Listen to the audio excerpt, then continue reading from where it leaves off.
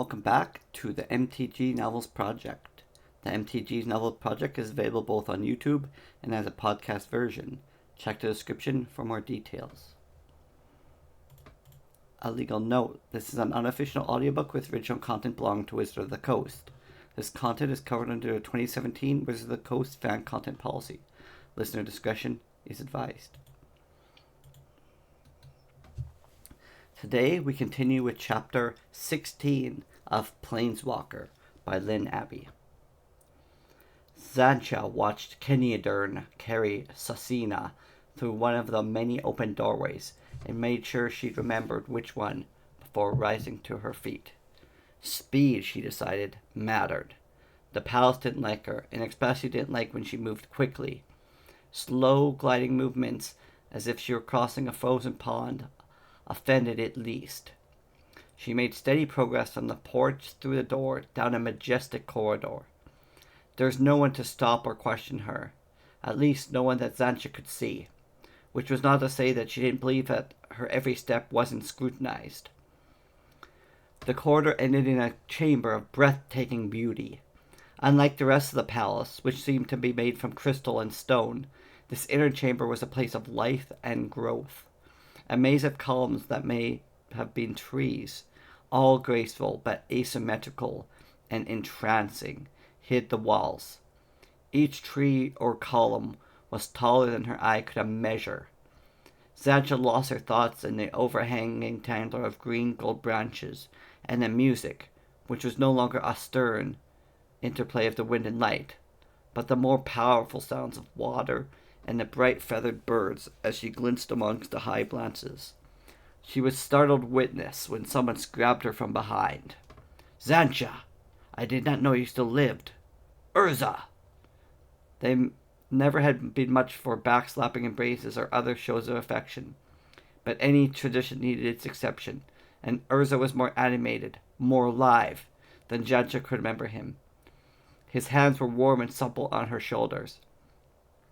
They banished the lethargy that had plagued him since they first awakened, and ended in the numbness in her gut run the cyst. "Let me look at you," he said, straightening his arms. His eyes glittered, but only with the reflections from Sarah's palace. A bit worn and dirty at the edges. Urza wrinkled in his as he tightened his fingers, but still the same Zancha. There was a faintest hint of the question in his statement. The sense that they were being watched hadn't faded from the numbness and lethargy. If anything, Zancha was more aware than ever that she was in a strange, perhaps hostile surroundings. And stubborn and suspicious as ever, Zancha replied with a wink of her own. "We will talk, child. There's much to talk about. But first, you must meet our host." His arm urged him to walk beside her. "I did once already." Zancha slipped free and into one of the many, many other languages they both knew. But if they were back to child, then she was going to be very stubborn and twice as suspicious. Lowering her voice, she added, "Sarah sent me to die, Urza, and sent one of her own to die with me. That's why he didn't know I was alive." "We will talk, child," Urza repeated in Sarah's language. "This is not a good time to have a tantrum." She switched to another language. "I'm not a child, and I'm not having a tantrum, and you know it." Urza could put thoughts in Zancha's head with only a little more discomfort than he removed them. "Yes, I know, and I'll ask Sylar why we're misled. I'm sure the answer will amuse us both. But for now, you are safe with me, and it will be better all around if you behave graciously." Zancha replied with a thought of her own. "Graciously be damned. Sarah misled you. She lied." But Zancha couldn't put a thought in Urza's mind. Her indignation went unshared. Urza walked away, and faced with a choice between keeping up with him or staying by herself, she caught up, as he'd almost certainly known she would. He said the chamber was as known as Sayre's aviary, and that she had seldom left it when she created her floating realm. "Then you know this isn't a natural world?" Zancha asked, still refusing to speak Sarah's language. "Yes," Urza replied, ignoring her change of language. "Does it remind you of my home as much as it reminds me?" She was careful not to speak the word Phyrexian. "There are no abominations here. The angel's wings are no more a part of them than your sister's part of you. Sarah's realm is slow, and not without its flaws. but is a living, natural place. For you, I haven't gotten to eat since I got here, and that's not natural for me. She has paid a price for her creation. Now be gracious. Urza took Zancha's hand as they wound round her an organic column. A narrow spiral stairway opened in front of them. Zancha looked up and up and up. There's another way. We are guests. Zancha began climbing. Zancha fell in behind him and into a kind of trance. The spiral was a tight one, and each step a bit different in height and width than its neighbors. An odd sort of perfection that makes each one unique. Zancha thought when she dared to think. Each step required concentration lest she lose her balance and tumble to the floor, which, through the tangled branches around them, had come to look like a twinkling stars in the warm, humid night. Urza surged ahead of them, but a hand awaited at the top of the stairway. Not Urza. Keniadern. She recognized him by his stained robe. She asked me to wait until you were here. Zancha was breathing hard, but Urza's embrace had revitalized her. She did not need anybody's help to follow the angel along a suspended walkway to somewhere more intimate chamber than any she'd seen in the palace. It was only 10 or 20 times the size of a room that it needed to be. Urza was there already, talking with a woman who only could be the Lady Sarah herself. Having seen angels, archangels, and Sasina, Zancha had expected a tall, slender, and remote woman, but Sarah had walked through any male man-made village without attacking a second glance. Her face, though present, was plain, and she had the sturdy silhouette of a woman who'd borne children and done many a hard day's work. She was one of the 2 light sources in the chamber, surrounded by a gently flickering white nimbus. If she created this well, as Urza said, then, like him, she could change her appearance to suit her whims. The chamber's other light source was incomprehensible at first, a jumble of golden light and angular crystals bound together with 2 overlapping spheres. An artifact, certainly. Zancha's Dodger instance had never deserted her, and beautiful, but its purpose, except as the life source, eluded her. Please, Kendra offered her hand again. She is very weak, and she must be alone when the cocoon is closed, and there is no reason to close it. Be gracious, Urza had said, so Zancha let the angel have her hand, and before she could object, he swept her up in both arms and carried her into the crystal lights. The wingless sisters of Sarah were perhaps accustomed to being swooped about around the palace, but Zancha had rarely felt as helpless or as graceful to have her own feet under her once they'd reached the tiny enclosure where the spheres met. Cocoon, Kenadern had called it, and that was a good word as any, for the vaguely egg-shaped compartment in which Sasina lay, her stained gown was gone, replaced by a shining quilt, but the aegis had seared her face and hair. Her eyes were terrible, frightened and frightful. Sasina was blind. At least Zancha hoped Sasina was blind. Zancha? Sasina's voice was a pain-racked whisper. Her breathing was a shower and liquid. Zancha had seen worse, done worse. Thought few in her life had seen more difficult than reaching out to touch the quilted bandage lump that had been Sasina's hand. I'm here. We made it. You were right. Difficult, but right. Sasina tried to smile. Pain defeated her. We will name our child for you. Be gracious, that was easy. I'm honored.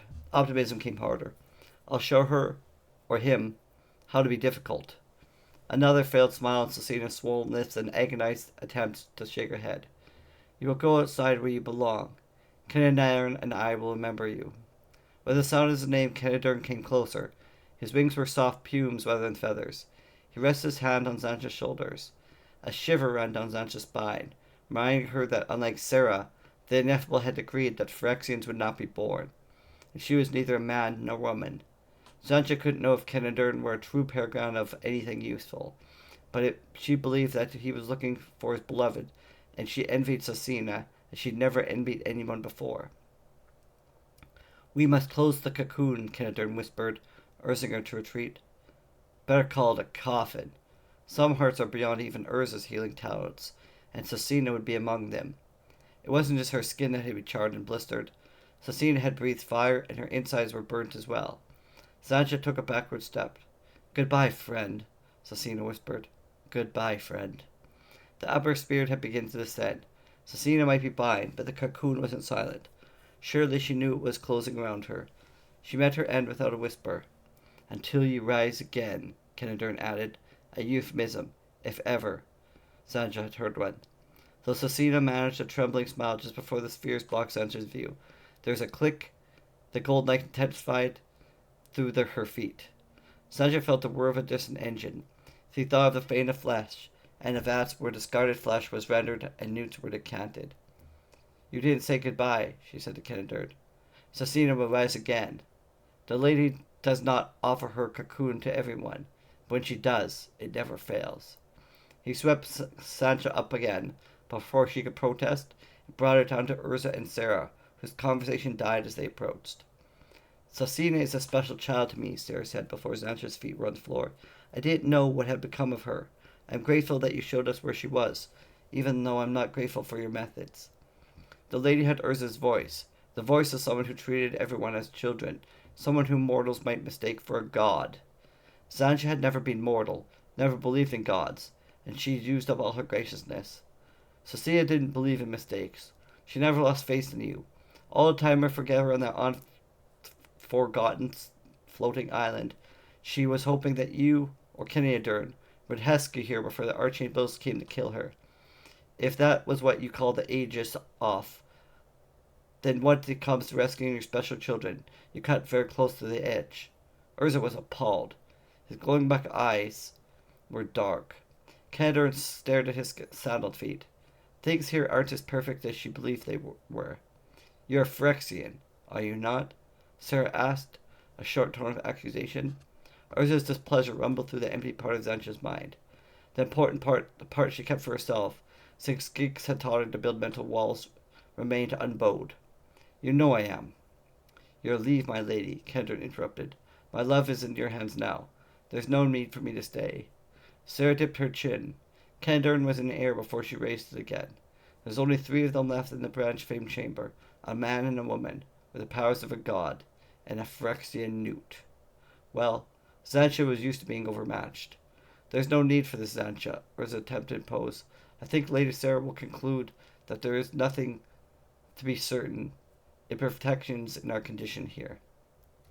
"Your rival was the one suspected," Sarah began. Sancha cut her off. "That reminds me, how did we get here? Last thing I remember is beating on the shell of this Phyrexian turtle."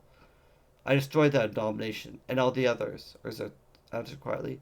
"But my enemies were working, watching from the other places. And before I could escape, they sent through reinforcements. It threatened to become the force for battle all over again. So I decided to retreat. I walked away. Grabbed me was the left. But you're badly injured, and my grasp was not firm. I sense the chasm to Phyrexia, of course. It is always there. But I sense another too. I threw myself across it. It was a terrible passage, Sancha. I lost you. I might have survived myself if Lady Sarah had not found me and put me inside that cocoon you just saw. Such a marvelous artifact. If there is life, any life at all, the cocoon will sustain and nurture it until the hole is healed. I am well again, Sancha. Well and whole, as not been since I left Phyrexia. Since before Phyrexia. Since I met you. The principle is ingenious. To make her plain, Sarah has treated time itself as a liquid, as a stream where water flows at a different speed. Sancha swallowed hard. It didn't help. She stopped listening to Urza ramble about the wonders of Sarah's cocoon. His recounting of their offense was laced with simplifications that were no better than lies. So I decided to retreat, and I walked away. Didn't actually describe what you remember of Urza's Phyrexian invasion. I was probably no better at describing how this skirmish with the Turtle Avengers ended, or how they came to Sanger's realm. But Urza remembered what he had wanted to remember, and forgot the rest. He had rescued her from the turtles. Never mind asking if he'd cared about anything from the beginning about keeping her away from Phyrexian scrutiny. His grasp might have not been firm. He might have lost her by accident. And he had been ill since Phyrexia, but not before. Sancha was relieved to see Urza looking vigorous again, pleased to see him talking and moving in a mortal way, but she could not escape the implication of those 4 words. "Since I met you." They echoed ominously in her own thoughts. Had Urza decided something? Perhaps everything was her fault? That warm greeting in the lower halls had been less relief or enthusiasm than guilt. Sancha glanced at Sarah, wondering what role she had played. Romance? That seemed unlike Urza. Unnecessary, too, but she could distract him with the cocoon. After she'd gotten rid of Urza's annoying Phyrexian companion? You want to know what I did when you were found? Sarah asked, an indication that she was sensitive to thought and perhaps did not find Sancha's mind as empty as Urza did. I know what you did. Why did you do it? And what have I done to you or your perfect realm? All things. Natural artifact. A creator on a single essence. Your essence is black mana. When I created my plane, I created around white mana, because the underlying essence plays a pivotal role in determining the character of a thing. White matter is serene, harmonic. It has the constancy that allows my plane to be a safe haven I desired. Black mana is discord, suspicion, and darkness. There's black mana here. It is not possible to eliminate it entirely, but it's only a small remainder that balances the rest. I told you it's not so simple, Urza interrupted their host. Later Sarah turned away from all that was real to make this place. She created out of sheer will, but it seems there is a flaw, a fallacy, in Milford creation. Outside the multiverse, which is unbound and balanced, simply is all planes balanced among all the essences. Inside, when a plane is created by a single act of will, balance is impossible. One essence must dominate, and another becomes the odd fellow. I knew this place reminded me of Phyrexia, momentarily forgetting everything else. Sancha savored the satisfaction of solving a sorry puzzle. The future piece said the ineffable made Phyrexia. I thought they meant that we all answered to him, that were part of his plan. But it's more than that. The ineffable created Phyrexia, if nothing at all before he made it. Precisely, Urza agreed. I'd reached the same conclusion. A created plane, cut off from the rest of the multiverse by an unfathomable chasm. No wonder it was so hard to find. But entirely imbalanced. Think of it, Sancha. Lady Sarah retreats to her cocoon where she adds her will to the plane's flux, constantly keeping it almost in balance, but never quite, never for long. It always slips away. She prunes it to keep it small. Small has never been part of the Ineffable's plan. Excuse me? Sarah said sternly in her language, which Sancha neither Urza nor Sancha had begun using. The air in Sancha's lungs became so heavy she couldn't speak, and Urza seemed to be at loss for words. As I was saying, the lady's tone implied she tolerated no more interruptions. The only black mana here is because it cannot be eliminated. Nothing here has black mana as its underlying essence. Such a thing, natural artifact, would disrupt everything around it. When the archangels found you and Urza both near death and unable to speak for yourself, I, determined that you had swallowed a piece of him. You were clinging to him, and your essence is black, was black, and they have standing orders. Safe havens cannot be extended to anything from an underlying black man essence. Because you had a piece of him, we did not know then if it was a vital piece. I sent you away, put you in quarantine while my cocoon restored Urza. His underlying essence is white mana, the same as ours. There was no risk. The cocoon purged him of a black mana source. The ineffable, Sancha thought. The ineffable had a place in the spark of Urza's skull as surely as Gist had one in hers, all those centuries. She had nothing, though, because Sarah would object, and because she wanted to hear Urza's version of events before proposing her own. If black mana was suspicion, then Zurza had become black mana incarnate. It was not a vital piece, of course, Sarah continued. Urza explained how he'd enabled you to survive the journey between planes when he emerged from the cocoon. But by then what? Sancha asked silently, eager to hear how Sarah would wriggle free of the truth. The lady hesitated and Urza plunged into silence. By then her plane needed tended. She needed tending. Your plans alone had not been enough to disrupt the balance more than it had ever been disrupted. You were well and truly lost by then, and I had no idea that you survived at all. My grasp had been weak to begin with. I asked the elders here, and they said I'd be alone when archangels brought me to this place. They lied, Sancha snapped, unable to stifle her indignation. She wished Kenny Durgan had not taken his leave. She'd like to have seen his face when he'd heard that remark. Misinformed, Urza prevaricated. I was alone. The archangel separated us, took us in different directions. The sisterhood had no idea what I was talking about.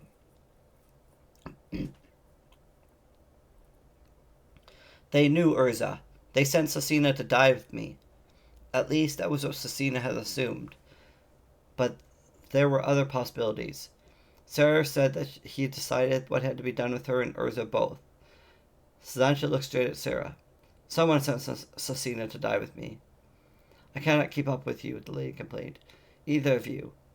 You should hear yourselves, switching languages every other phrase, every other word. You have been together too long. No one else could possibly understand you. She took Urza's hand.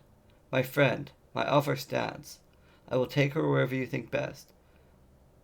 But this is something for you to work out between yourselves. That piece of you she holds within her surely is a vital part of your memory, Urza. You should consider it carefully before abandoning it. Sarah faded, walking somewhere else within her realm, leaving Urza and Zancha walking alone in the golden light from the cocoon. What offer, Urzan? Abandon it. Abandon me. But Urza was staring at the place where Sarah had stood. She was angry. I had no notion at all. She would not have done that, Zancha. It was very ungracious of you to speak your mind in that way that Sarah couldn't understand. She doesn't understand that the Phyrexians emptied your mind. I must find her and apologize. He started to fade as well. Urza, Sandra called back. Waste not, want not. You don't hear the words or their meanings. She said both of us. We are both speaking whatever words fit best. We do that. We've done it from the beginning. We've been to many places and seen too many things that no one else has seen. We are our own way of talking. We might as well be one mind with two bodies. No, that can't be, he insisted. Lady Sarah's a planeswalker. You aren't. She saw the same tragedy as I did in Dominaria. She made this place, this plane, as a memorial to what she'd lost. She understands me, Zancha. No one else understood me. I've been happy here with her. You wouldn't be happy in a world of your own making. The ineffable is happy. The ineffable understands you. Urza whirled around. Don't try to tempt me. That trap is sprung, Zancha. What trap? She retorted. By beneath the surface of her fears and suspicion had intensified. What offer, Urza? What happened to you when I was floating on that island? Changed your mind about me. Lady Sarah healed me. Her cocoon healed me of all the taint and curse that Phyrexia had laid on me since Mishra and I let them into Dominaria. He reached for her. Sanchek eluded him. It's not your fault, Urza. No one is blaming you. Least of all me. The one you call the ineffable used you. You could not tempt me directly. So he made me tempt you. To lead me to him. Oh, I knew you were dangerous. I've known that since I rescued you. I knew you could never be completely trusted. But I thought I was strong enough, clever enough, to use you myself. Your ineffable has lost his power over me, Zancha. You are merely his tool, his arrow aimed at my heart. All these centuries that you were beside me, I have been obsessed with simple vengeance. I didn't see the larger pattern until you were gone. It is all Lady Sarah can do to keep her plane balanced. She knows that someday she will grow tired or will fail. She does not let it expand. Created planes fail. They cannot evolve. They dare not grow.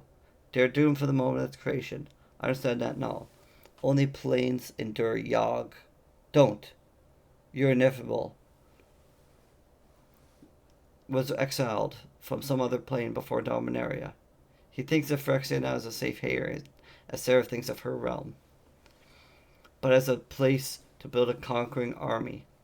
Twice he has tried to conquer Dominaria, and he will try again. I know it, and I have wasted all my time looking for Phyrexia, trying to conquer Phyrexia. I told you it couldn't be done. Yes, you did. Your creator knew I would not believe you. He is mad, but he is also cunning and clever. That is why they emptied your mind. That is how they tempted me off the path. And if the ineffable is mad but cunning, what does that leave Urza?